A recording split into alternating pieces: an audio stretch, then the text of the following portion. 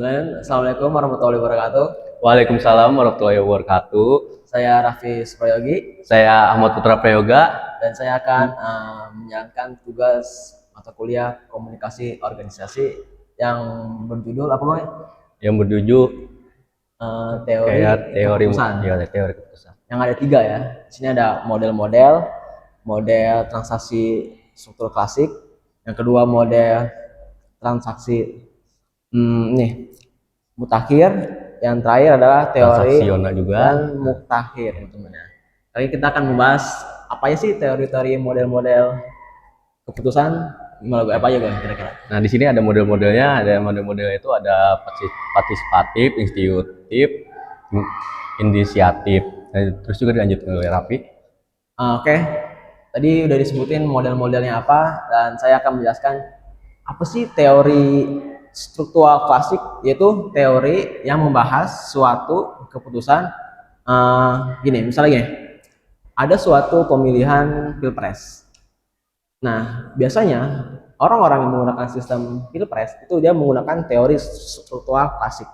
Di mana itu keputusan ini itu masih dianggap masih dipakai atau masih layak lah di dunia ini, soalnya karena sistem ini benar-benar formal ya, karena dia tuh sesama manusia atau sesama lingkungan tokoh masyarakat itu dia menggunakan namanya dicoblos ya, jadi dicoblos and then abis itu dia tuh menggunakan sesama manusia tuh saling rasional atau saling merangkul satu sama lain gitu. Iya, kayak ada feedback gitu ya. ya. Ada feedback gitu teman-teman. Nah, kalau teori mutakhir itu kayak semacamnya teori yang formal juga ya.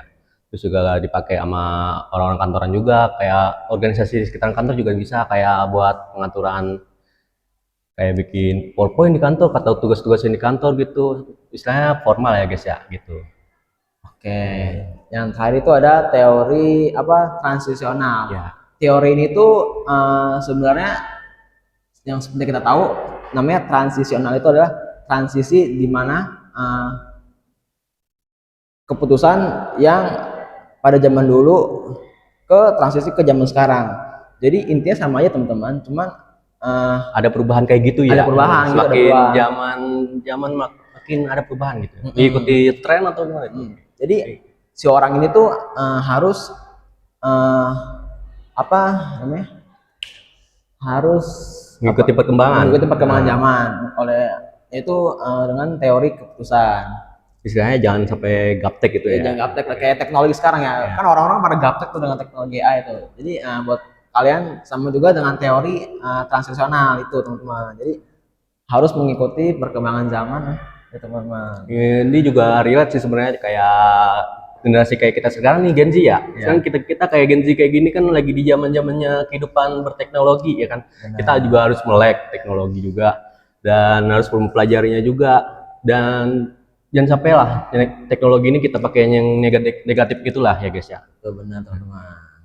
Jadi dari ketiga teori ini mungkin yang masih dipakai di zaman sekarang mungkin menurut saya itu teori struktural klasik sama teori mutakhir, karena teori ini tuh masih dipakai gitu, masih dipakai dari zaman dulu hingga zaman sekarang, hingga zaman Soekarno sampai hingga sekarang teman-teman ya.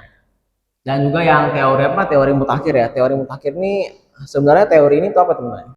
Itu menggunakan psikologi emosi manusia.